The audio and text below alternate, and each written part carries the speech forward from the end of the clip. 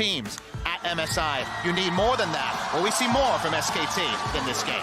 Well, we've got Phong Buffalo here on the red side. 0-3 to start out. They have been fairly competitive in a lot of their games. I think back to their day one game against Invictus Gaming. They had a gold lead, something like 30 minutes in. They could play these top teams closely, but never able to close it out. SKT, it's their first game of the day. Maybe they're cold. Maybe they didn't learn quite as much as you wanted to from day one. And this is a chance for PVB to strike and maybe get that first win. Yeah, I think people definitely want to see the PVB that we saw versus Invictus Gaming. Going for those kills, not being afraid to dive to create these plays. A lot of that does start with solo laner flex picks. Ryze and Aurelia are actually the first two off the bat here. Akali still very much available. And when we saw SKT last, it was on the blue side, it was the first pick Ryze. It fell into place, and Faker has so many Ryze games. The team is very comfortable on it. A lot of flex champions being taken out by both sides. Will Sonatarek be targeted at all, as this feels like the sort of game where it might be left open?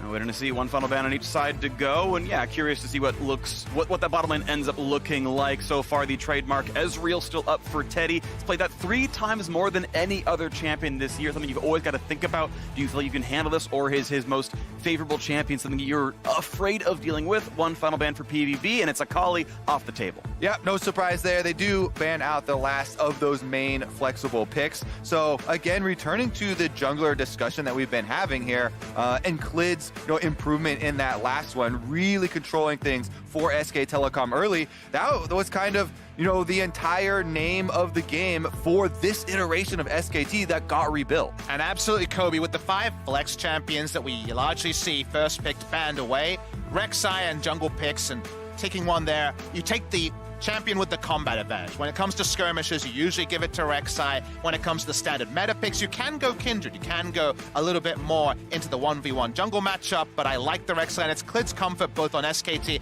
and in previous years in the LPL. They'll know this Rek'Sai well. Well, easy Zyrakan pickup there. Certainly a strong duo, but with only a single support ban and every other bot laner available. You can see any kind of a counter matchup here available for SKT if they want to attack the 2-on-2 directly. With an early pressure jungler like Rek'Sai, could be possible. And if it was the LCK, you'd think Varus, Tahm Kench, you'd think a Braum lane potentially. These are sort of lanes you expect in this scenario, and it will in fact be the Ezreal Tahm Kench. Almost certainly here, Mata does default to those 2 supports whenever they're available. Yeah, and this is an extreme safety bottom lane for SK Telecom. This will allow Klid to spend his time in the top triangle of the map. You kind of ping pong between top lane and mid lane, really getting advantages for those solo laners. I have to say though, for me, for the Phong Buffalo, their bottom lane has been the standout area of the team for this tournament. Big Koro and Pallet have both been quite good in so many of their games. And that tells you that it should be pretty self-sufficient on both sides. On the bottom side, it's not like Zyrakan lack in 2v2 tools,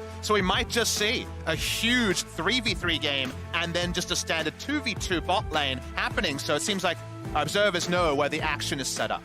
And you talk about huge games, I do want to point out Shuhao's Elise game against IG.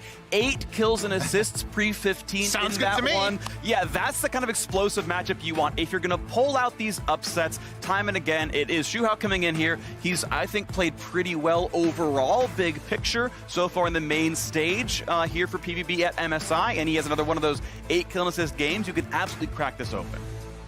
Second round is really that turn and tussle between blind picks and counter picks, which you're going to have to make one on each side, almost certainly.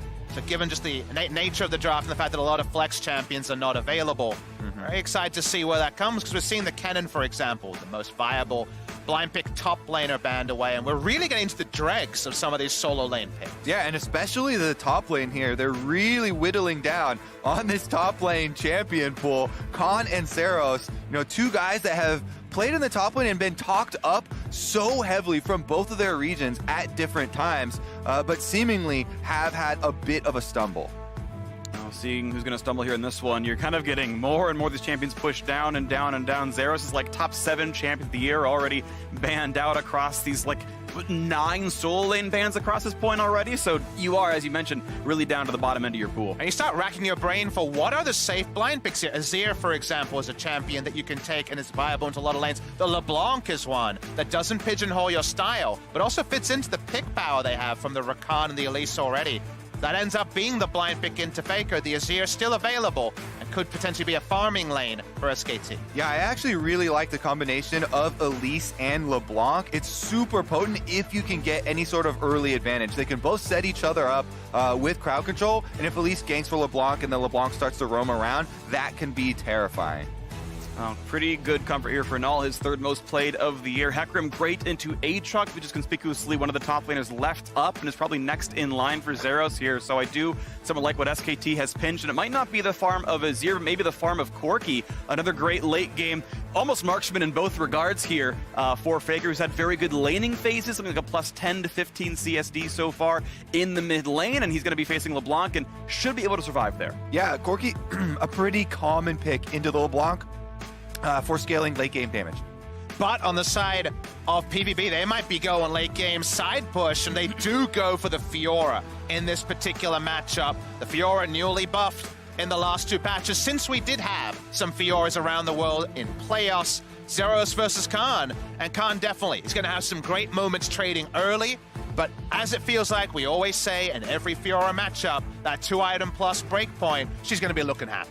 She's going to be looking happy indeed, and I do like the matchup. Most of Hecarim's tools that are hard CC are quite telegraphed. For Rek'Sai, it's a bit harder at any point that Flash and Lightwood could happen. That outplay is difficult, but on land, we know Zeros is a great player. Top laners are numerous in Vietnam. He's been very good, I think, as well. Has been a player I've liked watching. I think he's been very sharp overall, and it means if it is going to be a top lane focused game, as we talked about earlier, you got aggressive early junglers and an explosive top lane matchup. And the fun part about it, Freak, is that we have different identities here. One team going to be desperate for the team fight. SKT, when they hit their items, they're going to look for the 5v5. Meanwhile, Fiora is always best parked in a side lane. She doesn't help you killing 280 carries like SKT has. She helps you in just split pushing down Nexuses with no one else around. Yeah, I really do like Fiora into a Hecarim for PVB here. The only thing that he has to worry about is the Ignite early on, watching out for possible jungle ganks, because they will have the advantage in that all-in with the extra true damage that comes through. But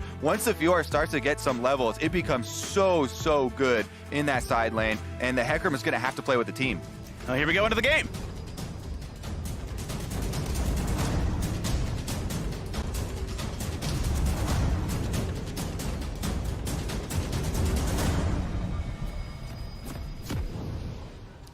Welcome to Summoner's Rift, our fourth game of the day. SK Telecom T1, the champions out of South Korea, a region that you expect year over year to bring the best teams into League of Legends. And 2018 was not that, and now the start of 2019, a stumble in game one, but the ability to bounce back. They've got two more games today, including that showdown with Invictus later on. SKT can immediately jump back up to the top. Phong Buffalo, of course, their last tournament leg on home soil, hoping for that first win. And both teams have served up drafts that have a lot of internal consistency. The win conditions are clear, but they don't overlap, and that's what I love when it comes to competitive League of Legends, when you can read what one team wants to do and the enemy team has a differing win condition, because it can be so topsy-turvy as the game goes along. Oh, interesting early game right here. The actual early trades help Zeros a lot. Gets to get the extra grasp HP, plus the trade itself is better, so even pushing Clid back, second Q gives him another +5 health. So very early game, Zeros is objectively winning. He's already establishing dominance, alluding to the fact that later on he can indeed 1v2. Chases both of them out of the top side of the river. Khan is going to recall and refill his potion. Jungle pathing here can be so interesting to track, because we've already talked about how in Champion Select, with the duo lanes being Ezreal Tom against Xayah Rakan, our expectation is the play around those lanes is deprioritized, and topside pathing is what we do expect innately from Elise and Rek'Sai. Elise starting topside does potentially throw a wrench in that, depending on what she wants to do with the future camps. You can see leashless for both these players. It does put them in complete fog of war. I don't believe any of these starts were actually spotted whatsoever, as it's going to be both players going to bottom side right away. It's red to Krugs in the one, but red down to blue in the other. They might meet over the scuttle before too long. Meanwhile, on the top side here, Zeros going for those trades once again with Khan. One of the difficulties for the Hecarim here is that it's so hard to avoid giving those sweet spot hits to Zeros. Hecarim, with the early levels, doesn't have any way of avoiding it. And pure 1v1, he's pretty much the sum total of how much damage he can do twirling around his Q like a helicopter. That's where his threat range is, but that's the only time you enter that as a Fiora, is to poke a Vital. So over time, you end up just winning the war of attrition as a Fiora. One extra camp for the Elise in the early jungle pathing. Will get her close to 3, but not quite there. The ward helps, and looks like Klid is going to get that first bit of vision to the bottom side. Takes bottom scuttle and helps give a little bit of extra safety to that bottom side. One of the reasons that Elise struggles is because of the fact that her Scuttle Crab is usually not after picking up the Krugs, and thus the fact that she doesn't have a fast Krug clear can mean she gets into some awkward spots. But this time, looks like it might actually be a double Scuttle by Klid. Yeah, Klid gonna go up to the top side, right through the mid vision there, easily seen. But on the top side, Zeros goes very close to Khan. He's got to respect the fact that Ignite could be available, and of course, Rek'Sai nearby as well. Now, I did walk over a ward. They do know Rek'Sai is top river, but it means they force recall out. Now the attempt towards bottom side. Good flash wave from Mata, stays alive. The 3v2 gets a summoner out, but otherwise an escape out of PVB. Yeah, you can see Elise there trying to hold the cocoon for the Tahm Kench. Tahm Kench using the flash very early, then he changes targets, and they get the Devour out as well. The critical summoner burn is Mata. That flash for Tahm Kench not available for repeat focus. And notably, Mata doesn't have Cleanse, so of course going on to him means that there's no Devour to remove him, so given that interaction, targeting the Tahm Kench makes a lot of sense. And that lane actually in quite a good spot for PVB after the gank as well. I believe there were extra minions, so they can try and freeze here against the Ezreal. Ezreal, long range, can try and throw these Mystic shots, but it's getting very, very good for Big Koro and Pallet down here. At the very least, stacking up the Spell Thief stacks that much issue. The farm so far pretty much equal. Nothing to speak of so far into this. The Elise able to pick up the dregs of her Krug camp that Klid did take away. Of course, the Raptors were stolen out as well. So pretty good counter jungling out of that SKT jungler. Now towards the top side, they of course know Elise is there. The controller went down, but you see Khan push away. Eyes on! That should be enough. Oh, he gets it vital. The heal might be enough. He's burning, but he'll stay alive. And there's no escape tools. Hecarim could not get out unless Zeros gives him the option to. There you're gonna have good damage out of the bite. The electrocute tags. One more hit will do it. The flash gets the stun. Does grab first blood for Phong Bu Buffalo. Now Klid gonna flash forward as well. The vital is here. There's some good damage. Does he have the trade? Can he find the second? It's close. The health bar is below 100 each, but he's got to watch out for the Prey Seeker. Another grasp. The minion to grab both kills. And this is the top lane action that we like to see. Just battling over slivers of health. In the end, it is the minions that take the advantage. 4 blinking health bars, but only Klid comes away unscathed. Super cool to see, because it's early levels, those cooldowns aren't like they would be later in the game, so we actually had to watch it unfold to know who would come out ahead. This deserves that PSA I was talking about earlier, Papa Smithy. The only thing the Fiora has to worry about early is the Ignite true damage for the all-in from Hecarim. And you can see Khan there goes for it. As Freak said, though, the small vital in addition to the potion chugging there is enough to keep Zeros alive long enough.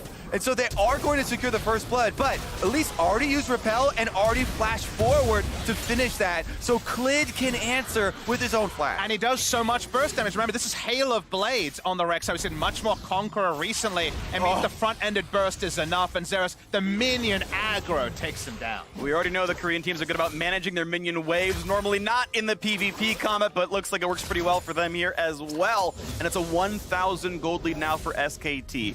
Mata's flash was burned 3 minutes ago. It's most of the way back up now, and if there is no further punishment on that cooldown, maybe that first gank was all for naught, as we did again see Klid take a camp and a half away in that jungle matchup, pushing a bit towards SKT here. Yeah. Very easily itemized the Ninja Tabi. Again, the very early trades are very comfortable for him, and now with Onslaught of Shadows available, a lot of threat top side, but Klid's actually bot side. PVB's on a ward as well. A good knockup towards one. Plenty of CC coming in. Pallet just barely staying alive. Just back to his teammate. Over the wall goes Rek'Sai, but Klid's a bit alone on this one. Still the blast cone out. PVB slinking away with their lives. Looks like the health bar lead goes to the Koreans. Yeah, I mean, that was some fancy moves, but also the summoner spell advantage, very big for the Koreans. All these bottom lane summoners were blown in that exchange. Klid then able to retreat to the dragon, and Ocean Drake here will go such a long way in helping out this laning phase. Mata gets the interrupt on the Elise back. Elise not in any position to come and contest. It will be Ocean Drake first spawn. A pretty high value Ocean Drake, given that Corki, Hecarim, and Ezreal are all going to be spamming their spells to get lane control. Also notice the timer here. So first Drake around 7 minutes. Around 10 minutes, one other way you can attack Fiora is to go look for a lane swap and potentially look for Rift Herald and top turret damage, and to try to keep the Fiora down when the Drake is not there as a counter objective on bot side. And especially since In addition to this Ocean Drake, the early kill on topside meant Ninja Tabbies, plus Biscuits, plus Corrupting Potion sustain. This Hecarim doesn't have that much to worry about here until Zero starts to get some more DPS items. So Khan feeling very good about the way the early game has gone. It's one of those rare games where helping the Hecarim get babied through what will be a tough laning phase might be more valuable than what an Infernal Drake brings in the late game. Just giving more now for a matchup that can only go one way. 3 Infernals, doesn't matter, still Fiora would get a lead over a Hecarim. It is nice to give him just a bit more staying power in the first 15 minutes. Meanwhile, Faker also gets the blue buff in addition to the Ocean Drake regeneration for the Corki here, so he can continue to spam out. We all know the DPS that Corki can scale up to. We'll see if Phong Vu Buffalo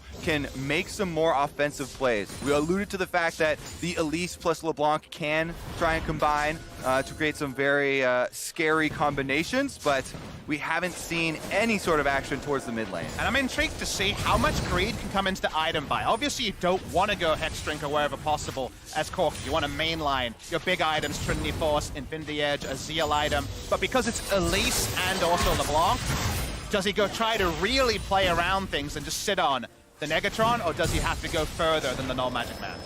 And wait to see, of course, that could turn into a Cal, which seems incredibly unlikely, but it could just be that 25 MR into the Trinity Force that you expect out of the champion.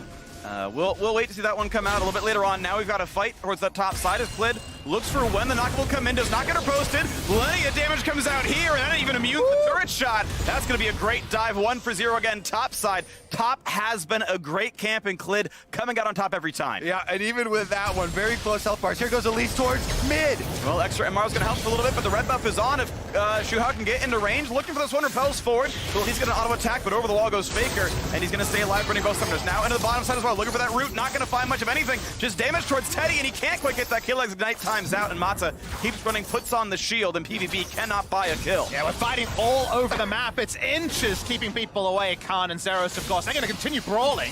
Yeah. For another vital land. Ignite comes in as well. Riposte again. His light gets the fear afterwards, and it forces the flash out of Zero, so they know Klid can't hold back in. Just gets it now, though. This is pretty good damage, but he's under the turret once again. Stays alive with the healing. Not going to go for another Q right there, and Zeros will survive this fight. All 3 lanes of action here, and again, they bring us back to the beginning where it all started, topside, to burn both summoners of the Fiora after the fact. It's another one of those games where Klid is using his Rek'Sai ult off cooldown, it feels like, being all over the map. 100% kill participation, 2 kills to his name. A faster Black Cleaver can't hurt. We're going to get a replay onto one of these turret dives. Yeah, look how close this actually was. So Klid does get the initial knockup.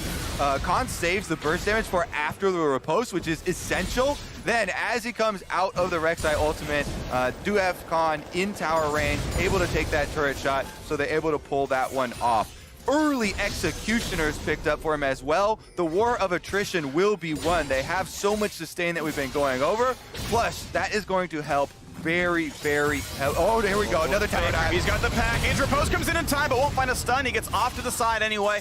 At least immunes the dive, but this is how much pressure there is topside. Fiora not getting off the launching pad. And Kobe, both our eyes went to that Executioner's calling, because the only reason not to build Trinity Force and teamfight better as a champion who's going to be staying away from the lane in the late game and wanting to teamfight more is to keep attacking top lane now. So this is very much an item build that tells Zeros 3 people come in top whenever possible from SKT. And the biggest thing to keep your mind on for a game like this with so much action is flash cooldown timers. Keeping track of these is essential. Remember, they had that visit towards mid lane where they also burned both of Faker's summoner spells. That's why those wards are so important. But bot side! Well, flash into the charm, a bit of a knock-up there as well, but they just simply can't find any of these kills. Health bar's a little bit low, and now under the turret. Shuhao down 2, repels away. He's got to watch out for turret aggro. Can't get to the chickens just yet, but he's got spiders. He's just fine. A dive in the mid lane does work out for Phong Vu Buffalo. So they do return to the mid lane. After burning both of Faker's summoners, they finally cash in on the kill, but SKT want to answer on top side. That's going to destroy the turret. They're happy to play around Khan. There is no chance this turret lives. First turret plus the plates, lots of pressure here, and you can see Zeros knows that, of course, they can dive from afterwards, goes for the wave, but now in a 1v2, fights off against Klid, gets knocked up yet again, puts the ult down, has to immune that, does so, gets the heal, but the fear knocks him out of it, and SKT has the damage in the 2v1. And let's take a moment as PVB will get this. No, they won't, actually. Teddy's coming over to run him off. Moments, Kobe. We are still fighting. They're not always kills. This one just might be. Mata does not have flash. They put the ignite on him as well, burning through the shield. They might just have the damage. Feathers fly and a kill comes through. Big Coral makes it a third for Phong Buffalo. Now Teddy fights against shields as well, jumps to the wall. One more shot can get him. And it's going to be Big Coral walking up with his size, blocks it away. Ocean Drake will go trade it over to PVB. This is the type of game we wanted to see from PVB. They're still looking for those plays. They get the Ocean Drake, an extra kill off of bottom side, and they are still in this. But it's breathless action, and we have to sit back for a second and take stock of where the wins are coming. Looking for a snipe. Not going to find anyone on that one is Teddy.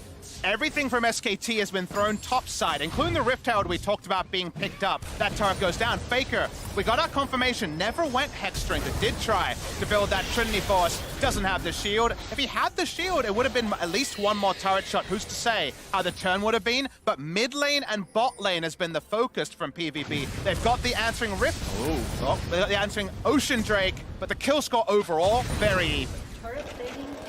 Game though, look at this, 3,500 gold puts SKT ahead. That's top lane with all the turrets, the extra kill, the extra farm. They are smashed. Look at that top advantage, 2,100. And let's take a moment now to go over the learnings from SKT after the game one opener, right? Where everyone was so surprised and they got destroyed through topside by G2 with that Jace pick, so efficiently. Since then, Klid has put so much focus towards Khan's lane and ensuring that that does not happen again. They've actually turned it into a point of strength for themselves. And once again, the top turret is the first turret that SK Telecom claimed. But the moment that Fiora gets a bit more gold into her items, whatever the lead is, eventually things will be fine for her. So I want to see, after the next, say, honeymoon phase pre-20, how can Khan transfer his lead to the teamfight phase, which is really what he needs to do. It's not enough to keep a health lead on a Fiora in the 1v1. They actually have to find a way to use that big horsey to win the 5v5. Very true. It is going to be about trying to force that fight, because PVB, they gain so much from spreading out the map here.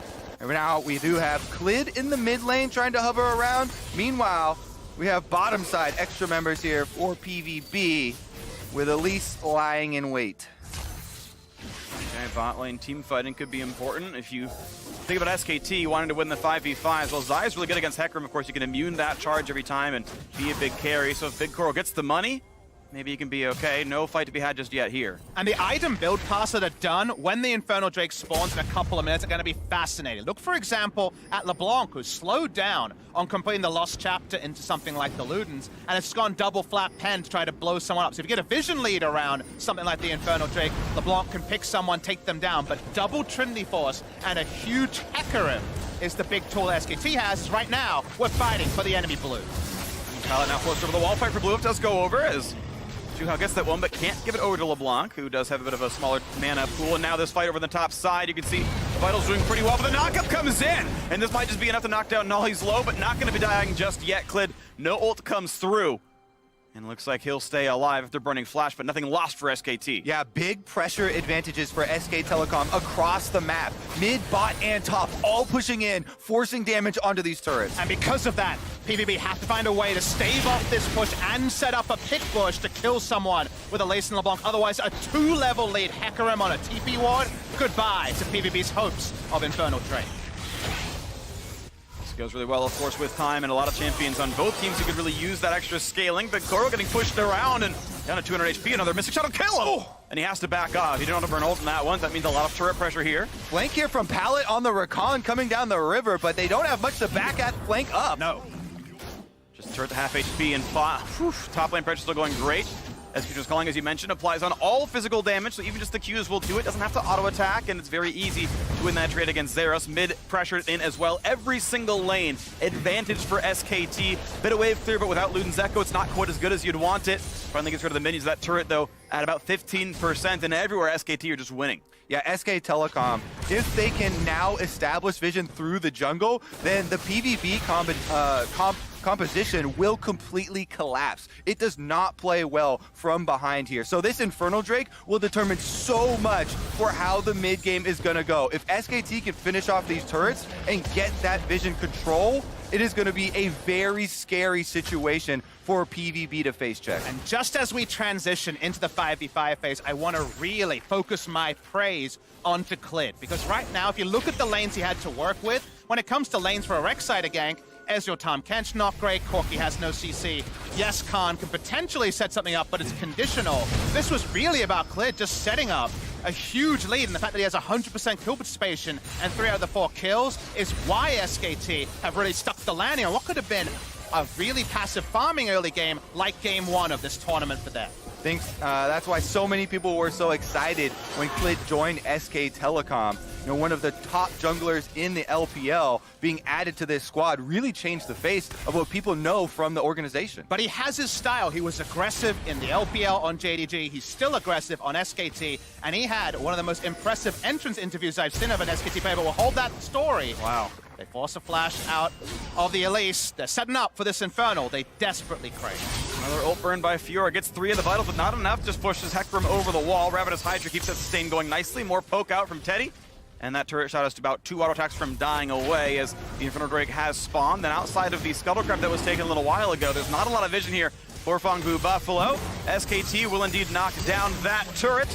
And it's 3-0 on that scoreline. Infernal Drake, waiting for PVB to come around. They still want to fight for this one. You mentioned that being a very important crux here in this. If they can be fought for, and so far it's a bit equal. Well, keep in mind, the bottom turret just went down, and the teleport for Hecarim is ready. So now SKT, they close their grasp on the Infernal Drake. They will secure this extra damage for the late game, and their pathway is clear. And for PVB, to me, they were clearly posturing because, yes, Fiora had TP and could join, but she used the ultimate a long time ago. It's on cooldown for another quarter of that long cooldown, especially at level 2. And because of that, they really weren't going to come in with an inferior teamfight ultimate like the Fiora ult late, so it just seemed like a matter of time till SKT could pick up in turn. I would say the next order of business for PVB and trying to manufacture a comeback in this game is making use of the Elise, LeBlanc, and Rakan.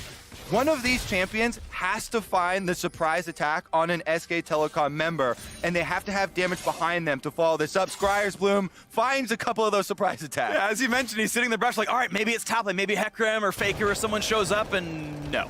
Not at all, gets revealed out, unlucky. And for pick power, like the champions you're mentioning, Kobe, you need a vision lead somewhere. You need a reason for someone to walk by. They're just going to go with the flash shield. Everything going to try to chunk down Mata. And at some point, there's got to be a route, but Clit's coming around as well. Elise might come in for a little bit more. Looks like the damage can't find that just yet, but here comes the Rek'Sai. Big damage for Clit on a rampage now for the 5 He's kill. a monster. Looking for yet another double kill on the pallet. One traded back down for Ezreal, and now Fiora has to do all of it, but still 2 vitals left up. Can't find the target. Flashing in for it. Finally gets a kill on the board, but this team fight is 4-1 already.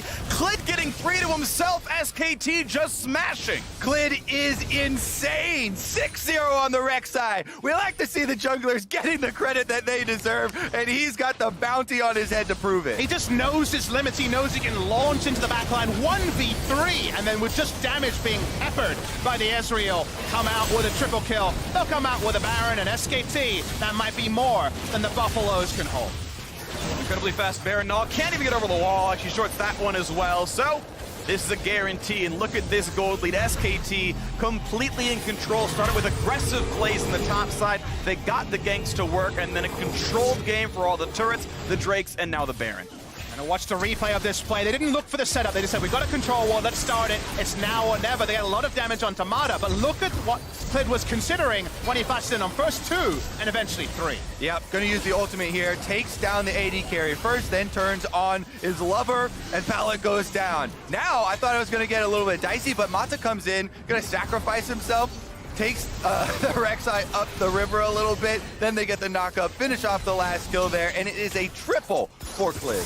Went from a love story to a tragedy very fast for the lovers duo, and Clid on his entrance to SKT, an interview with Korean media said, my only concern is I am an aggressive jungler and I'm not sure whether Faker can actually back up my style. This is the interview of a player who, to Korean fans, was very unknown. Playing for JDG, not even a premier team in the LPL, and not having played in Korea, very few knew what to expect. They know plenty right now. That is definitely a lot of the reason SKT are winning right now. Faker himself actually yet to get on the positive side of the scoreboard here, and then the set a little bit with some decent lane pressure and decent farm. It's SKT, the rest of the crew built around him, doing so much heavy lifting here, looking like 2-1 to start out their day 2 of MSI 2019. As more and more of these turrets fall down to 6 already, only inhibitors and their defenders stand alive now. And this type of strong performance from SK Telecom only goes to further build the hype for their matchup with IG later today. Right now, they are knocking at the doors with Baron buff, whittling down all of the inhibitor turrets at once.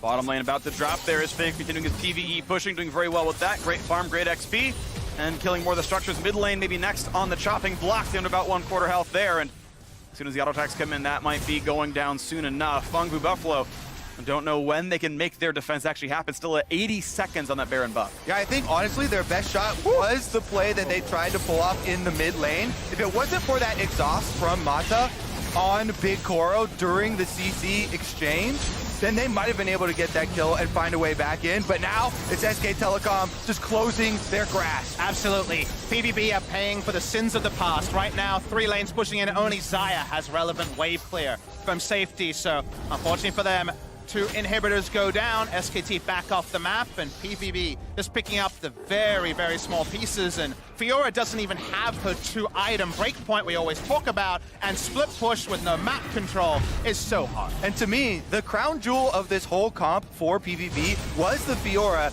into Hecarim pick that they saved for last pick here. And yet, they didn't have the support for it early on. Clid, the biggest factor, was the early game of him again forcing this victory for SKT on the top side and then utilizing this throughout the game. So returning to what we were looking for from SKT, adjustments. It's not just priority when it comes to SKT. This game, they had an early game plan that both enhanced their hopes of teamfighting. Hecarim, always a massive team fighter, but took away the primary win condition of Zeros on the split. Yeah, and that was, of course, Clid doing all that work topside. Every single time it looked like he won the guessing game of when do I knock up versus when do you riposte.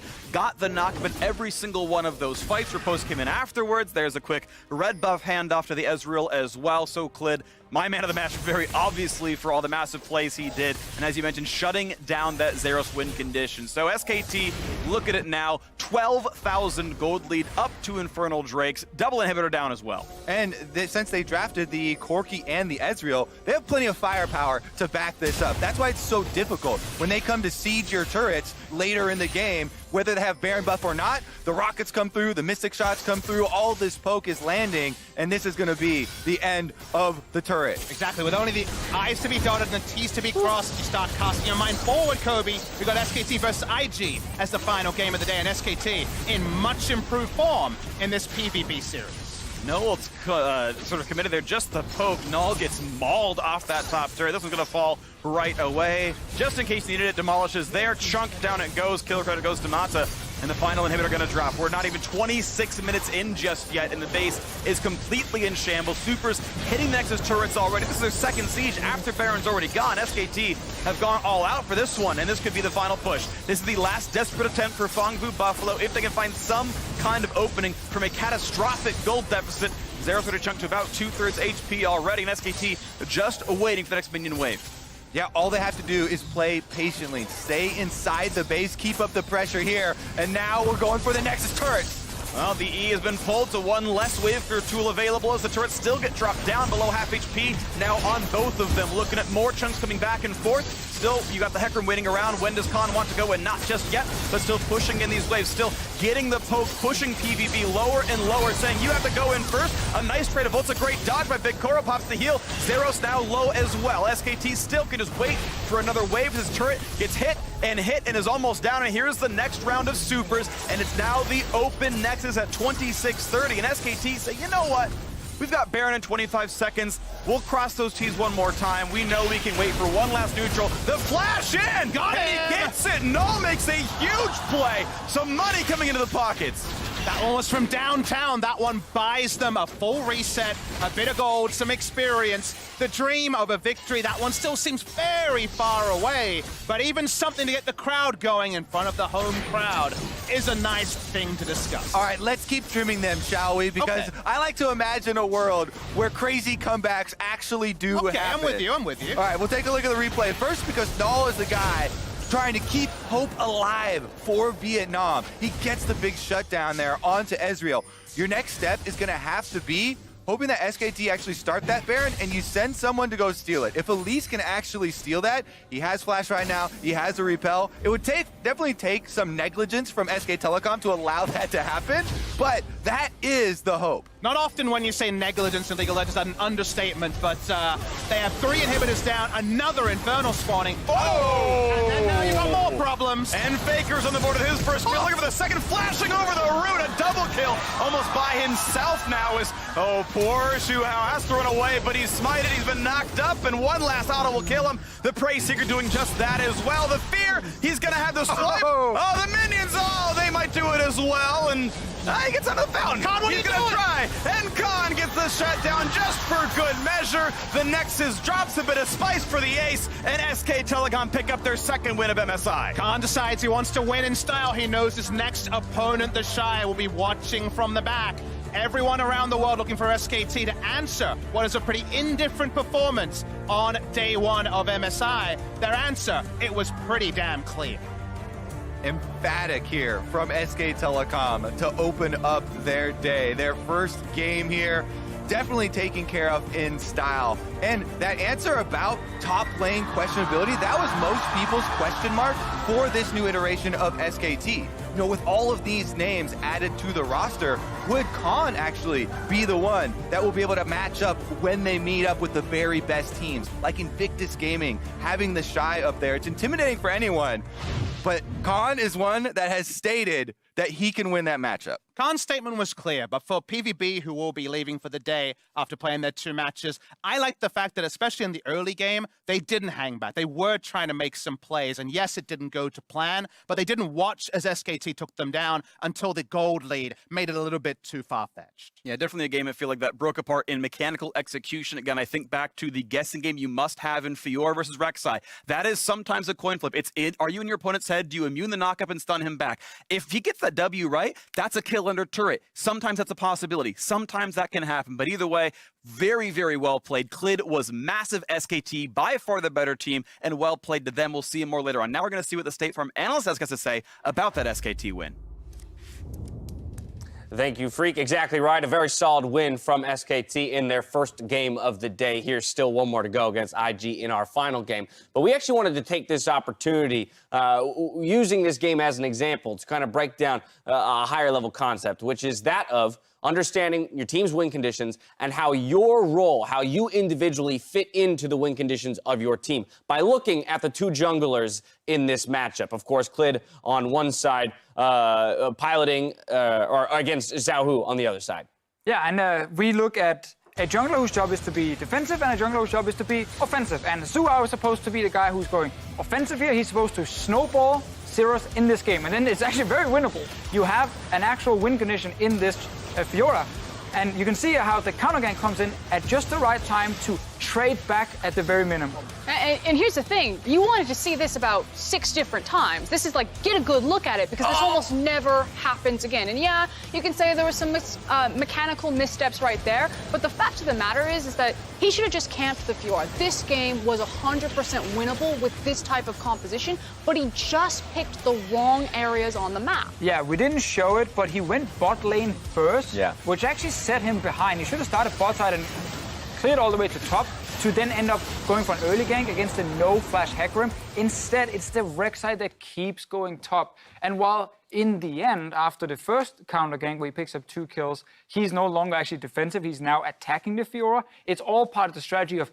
make sure Khan can't fall behind in this, because we will outscale him then. It's the difficulties of, ultimately he was trying to trade because at that point, the damage had been done. But remember, SKT picked the Ezreal and Tahm Kench to be able to absorb that as well as they could, and the Dragons weren't going the way of Phong Vu, so just a really unfortunate situation because of that. And I love that you pick up the idea of the Tahm Kench pick, because here's the thing, like, I keep looking at Phong Buffalo. We had a lot of hype about Zeros, but ultimately it's all been about Big Koro and Palette when things go right for this team. So if that's your play style, if that's your identity, just keep playing down towards them. But that means that you must respect Kinch. You need to ban that away because you need to be able to break that lane down there. So like if you can't fake it, just be who you are and just start playing kill-oriented bot lanes and throw in everything you've got. It's actually a shame. Yeah, so to some degree, there's just a disconnect, right? It's if you're going to draft this composition, then you need to play towards the Fiora. But if you instead want to play the way you did in this game, to your point, Frost, you need to actually make sure that you secure matchups that will allow you to come away with those advantages in that style. And I'm actually really curious who the loudest voice is in this team comp. I know that we hear from like the Vietnamese guys that like Palette is like the guy to watch, and we have highlighted him. And I'm just like, is he just calling all of these plays? Because if you have a big voice, like I watch that as a coach and I'm thinking, this seems like a loud voice is just saying, come here, come here, come here. And you're just not getting the full look at the map in terms of your cross-map communication. It's always interesting to think about because we obviously don't know what is the coach saying to the team just when he walks off stage. But normally you would just kind of run down some of the basic things. Like what is it we actually want to do in the early game here? And when you see a Hecarim on one side, you counter pick it with Fiora. You know he's running Ignite TP and you have Elise. You would think the last word on stage is camp top.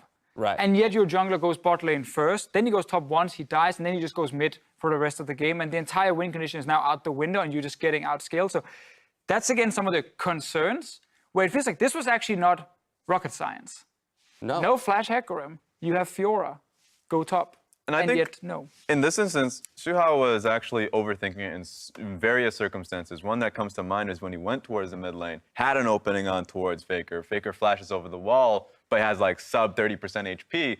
Elise can follow. Like there is no, you have all eyes on the people on the map. And the Phong Vu Buffalo of yesterday actually was far more active and a little bit more disrespectful to the enemy team for Invictus Gaming, but we didn't see that here today. Yeah, and I think to your point, Deficio, while we can knock Phong Vu Buffalo for maybe not following those win conditions that should have been laid out quite clearly following the draft, you have to look over at SKT's side and say that for Clid, he very much did his job as a jungler, recognizing that the top lane should have been the point of weakness for the team and should have been attacked by Phong Vu, and goes to support Khan endlessly. And this is why we keep saying that the jungler and the jungle pick, it's so important if you want to play more for late game, because you need that one pick that can get you past the early game. And in this case, it's Rek'Sai, who's fantastic at early dueling, strong with ganks as well. And if you have a jungler who then understands, I don't need to go for the first gank, I need to just try and track where the enemy Elise is going, and then come in with a counter gank, and then I can start defending the one lane who needs it, which in this case was, of course, Khan. He also tried to do it yesterday on Lee Sin. So it's really smart, and it's one of the reasons you need a strong early game jungler if you want to play towards late game. And for that reason, Clid will pick up MasterCard Player of the Game in this one, again, for recognizing his role in the team and in their win conditions to ultimately secure this victory, pushing the squad to 2-1 ahead of their matchup against IG. Such a consistent player for me. Clid has consistently shown me that he is the highlighting force of SKT. Sure, whenever we talk about this team, we say Faker and Teddy, but a lot of the times the one with the highest IQ, and of course, to be fair, with the ability to be able to hold them firm until the mid game, has been Clid, and he's been, for me, the best jungler in the tournament. I almost feel like it's hard because I don't want to have like a super strong statement on this, but like Clid is the X factor for this team in this particular tournament with the other junglers around him. I think kind of the aggressive play style, like again, this is what SKT fans have wanted for a really long time. This is what they thought that they were going to get when they got Peanut, and then eventually that kind of ran out of steam, and you get kind of Blank 2.0, Bengi 2.0. This Clid, this aggressive jungler alongside a Faker in form, if Faker does start to return all the way up there, that's terrifying. Like the ceiling on this roster can be so terrifying. And calm. Remember, like a jungler that I also confidently look towards coming from the LPL has been Ning, right? Ning has insane highs. But even in this tournament, we've seen those lows. So we haven't seen that from Clid in some time. This was a very solid victory from SKT. When we return, though, Raz will tell us all about how to carry on Sylas, as two of the best Sylas players so far at MSI, Rather and Caps, face off in the mid lane. So don't go anywhere.